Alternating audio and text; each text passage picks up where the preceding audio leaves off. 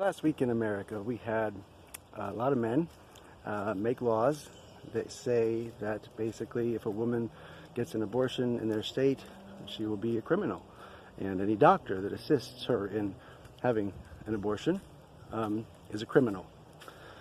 And I wanted to write a little bit about it because, when I was younger, growing up in the fundamentalist evangelical schools I was going to, and people of that mindset, I, of course, was against abortion. I did one of my first presentations in my new senior high school I went to was about abortion, and I called it murder, flat out. And at the time, I'd kissed 2 girls. I knew nothing about women's bodies, and I still know very little about them beyond that. But I do know that from what I've seen and heard of that ideology, this idea, especially in the fundamentalist evangelical movement of Christianity, the idea is to say that God would hate abortions, and he cries every time one of them happens. And they've seemed to have put a lot of their own sentiment and interpretation into the ideas of it. But for me, when I look at the God of the Bible, at least of the Old Testament, this guy killed a lot of children, with no apologies for it at all. He could just slew a bunch of them.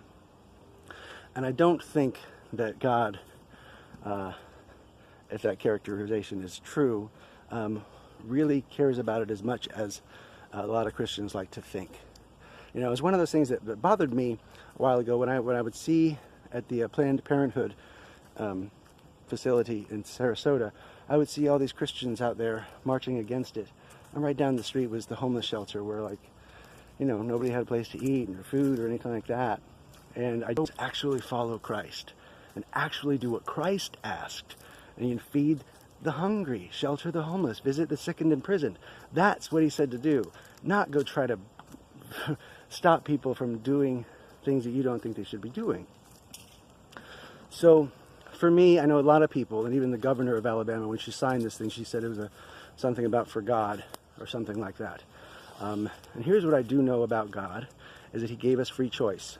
He gave us free will, each and every one of us, every man and every woman.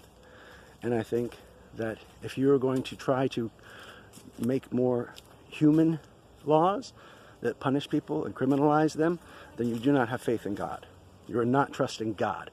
You are taking it into your own hands to make a decision on someone else's behalf. And I think if you are still a person of faith and you are capable of still independent thought, then please give this some thought as we move forward, because it's not really choosing to do the right thing if you're forced to make that choice. I think God would give us free will, free choice, so that we can choose the right thing, because that's what he wants us to be able to do. And I think if we get to that point in America, where we have been for quite a while, where people make the choice not to do it or find another way, then that's really great. But I don't think that us legislating morality is the way to make the changes that we need to make in this country. Okay, we had prohibition. We saw that was a horrible idea. We've been punishing people for decades now in this war on drugs.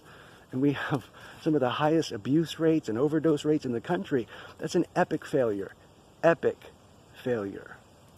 And so trying to ban abortions like this is so incredibly short-sighted. One, in your faith in God. And secondly, I usually don't talk about abortion and stuff because I'm a man. And it has really nothing to do with me whatsoever.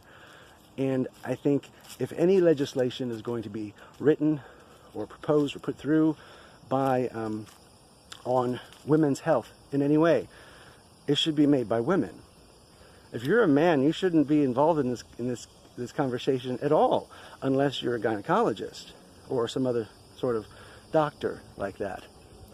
But as far as all of these Republicans going through and saying that they have the right to punish a woman for doing something that they don't think their tiny little idea of God would approve of, sorry, there is no faith there, and there's no respect for women. And we got to get to a point where we have that. Let's wake up, all. I mean, come on. It's 2019. Let's move on and do something better.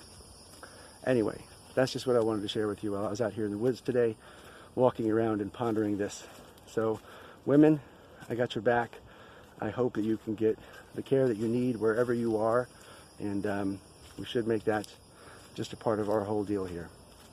We're working on it, one step at a time.